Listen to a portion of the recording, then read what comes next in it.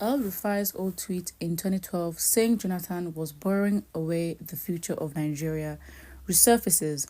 An old tweet of the former governor of Kaduna State, Malam Nasir El-Rufai, accusing the former president of Nigeria, Goodluck Jonathan, of borrowing away the future of Nigeria has resurfaced online.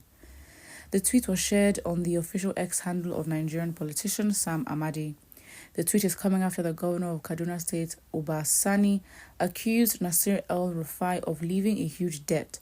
According to Channels TV, Uba Sani said he inherited a huge debt burden of $508 million, 85 billion naira, and 115 contractual liabilities from Nasir El-Rufai, and that the huge debt has eaten deep into the state's federal allocation. However, El-Rufai's tweet accusing Goodluck Jonathan of borrowing excessively has now resurfaced. In the tweet that the former governor of Kaduna State made in 2012, he said the government in US and Europe were working to reduce debt, but Goodluck Jonathan was borrowing away the future of Nigeria.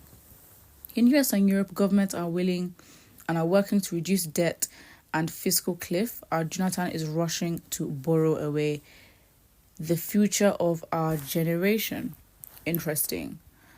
I think right now it's a very interesting time, I'd say, in politics. Why? Because, as I said, and I keep saying, the 2023 general elections are not one to be forgotten. And I think even till now, Peter Obi's name is still much relevant as it was a year ago and before when he was campaigning, because it's now Tinubu has won. Tinubu has been in government. Of course, is getting a lot of criticism, but are things going back to normal?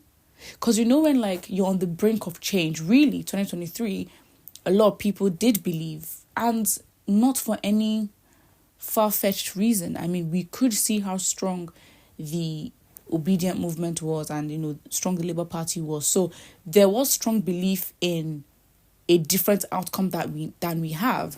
And so it's like the after effect of such a monumental event where it's like, okay, do things go back to normal? I think we should start studying these patterns, especially when the people decide to unite and make a change. It's the same thing with the NSAS, right? It gained so much traction, and then the after effect. So what was done? What were the events that occurred after? Yes, the toll gate was closed. By the time it got reopened, there was an NSAS, I think, tribunal that was going to discuss the atrocities that were committed within that time of the protest. And I think we're in the same thing now where it's like, because what this news is basically saying is nothing new, right?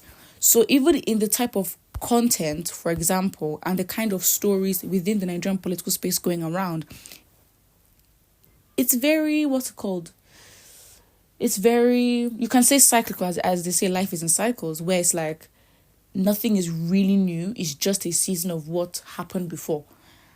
But when you're trying to implement change, what part of the cycle has to be removed and what needs to stay, if that makes sense. So now, trying to have arguments, literally, El-Rufai's old tweet in 2012, I mean, what was even happening then? The context around even the living standard in 2012, if you're going to compare the naira, the exchange rate of the naira to the dollar, and this is 2024, exactly 12 years later, and things have gotten progressively worse. And to think that in 2012, people were really complaining, I think when you have it good, you never really know. But again, it's like, at that time, to amass that sort of debt, and even till now. So it's like, what kind of conversations are we now having? Because if you are very much aware of what the movement was like in 2023 and believing, what, we can potentially embody change and navigate what that is like. Because really, if Peter Obi won and you have the youth who, in my opinion, were sort of center of that movement, we would have a lot of control on the narrative of how the political system would go, because we know that if we support something or we push a narrative, it will be a force. But my question is, what is the point of this kind of news? Because we know Nigeria needs to change. The same old, same repetitive topic of theft, of, corruption. And if we're talking about cycles, this is not the first time. It's not a new theory where a new governor would inherit the load of the past governor, and even the same thing for president. So my thing is, this is such a repeated conversation that is I personally think if we keep talking about things like this, we're just going to keep talking, and it will just be for conversation's sake.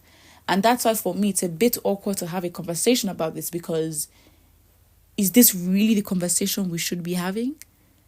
Because we're literally repeating ourselves and no change is being made. And another season will come. It's like a cycle. Before the next election, what happens? There's the rise. The election happens. Who wins? Whoever wins determines the mood for the next 4 years.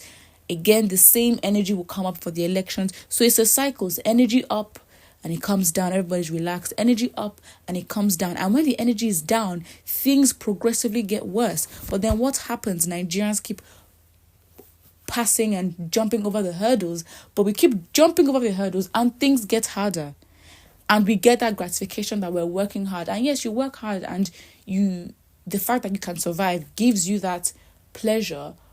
But overall, we need to start studying our patterns, and I think that's the conversation I'm trying to push. We're not surprised that politicians are stealing money, we're in debt, the system is failing. It's not new, right? The extent to how much people steal, the zeros that would be added, that are still being added to the theft, it's not surprising. It's getting worse and worse. So we really need to study our patterns of how things happen, the change that we want, and how we can do better. And when we recognize that, listen, this is a pattern, we're still talking about the same thing, we just choose not to engage, because really it is not worth it. Put what you think in the comment section below, and don't forget to like and subscribe.